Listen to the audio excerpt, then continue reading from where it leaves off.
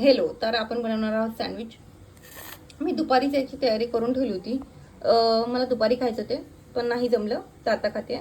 कांदा आहे, टमॅटो, शिमला मिरची आणि वरतून मी ऑरेगॅनो टाकले थोडेसे. आपण टाकणार आहोत चिली फ्लेक्स. मला तिखट आवडतं म्हणून मी चिली फ्लेक्स थोडेसे जास्त टाकते, एवढे बस होती. आता आपण टाकणार आहोत ब्लॅक पेपर, थोडीशी जास्त नाही. ठीक आहे, एवढं टाकलं आहे. मी टाकणार आहे आता चवीपुरतं मीठ. मी ऑलरेडी बाकीची तयारी झाली तर मला काही जास्त करायचं नाही आहे. मी टाकलं आहे मेयोनीज. युजली मी मेयोनीज अवॉइड करते. मी ना असं आपलं घरी लावलेलं दही असेल तरच तेच वापरते, पण आता घरी लावलेलं दही नाही त्यामुळे मेयोनीज. ठीक आहे. मी कॉर्न टाकायचे विसरले, त्यामुळे आता इथे मी थोडे कॉर्न असे बारीक करून घेतले, टाकून घेतले. त्यांना चटणीसाठी इथे घेतलं मी आहे कोथिंबीर, ब्रेडचा जो वरचा तुकडा असतो जो आपण काही कामाचा नाही आहे तो, मिरची इथे घेतला आहे, आलं आणि कढीपत्ता, हा केला लसूण, आणि आता वाटून घ्यायचं आहे.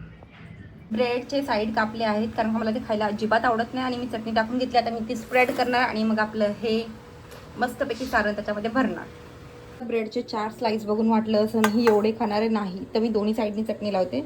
दोन्ही साईडनी चीज टाकलं आहे. आता हे असं घेणार आणि आता बटर लावून भाजणार. असा जुना तवा आहे, मी इथे वरती ब्रेडला बटर लावलं आहे. आता हे मस्तपैकी या तव्यावरती टाकणार. मी असे सँडविच भाजते. एका साईडने हा भाजून झाला आहे कारण का लवकर टाकला होता, आणि असं थोडंसं प्रेस करत राहिलं मग ते भाज्या खाली पडत नाही. आता इथे बघा, इथे पण मी थोडं प्रेस केलं आहे तर भाज्या जास्त खाली पडल्या नाही आहेत. ठीक आहे, आपलं सँडविच रेडी झालेलं आहे.